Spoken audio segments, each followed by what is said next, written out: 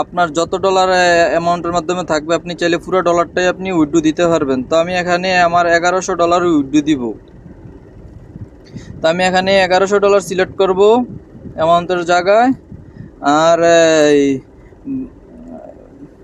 Payment মেথডটা রাখবো আমি Binance pay, কারণ আমি বাইনান্স পে দিয়ে ডিপোজিটটা করছিলাম, তো তার জন্য এটা অটোমেটিকলি বাইনান্স পে উঠা থাকবে। তো আমার নামটা দেখবো ঠিক আছে কি না, এবং রিসিপ্ট টাইপ যেখানে আছে এখানে বাইনান্স অ্যাকাউন্ট ইমেল দিয়ে দিলাম, আর বাইনান্স অ্যাকাউন্টের ইমেল যেটা আমি সেটাই দিয়ে দিলাম, আর কনফার্মেশনে টিপ দিয়ে দিলাম। এখন আমি আমার যেই ইমেল আছে সেই ইমেলটাতে এখন একটু চেক দিব মেসেজটা। তো মেসেজটা আসতে একটু লেট করতেছে, জানি না কি হয়েছে। তো আশা করি আইসা পড়বে মেসেজটা। তো একটু আমি রিফ্রেশ দিতেছি।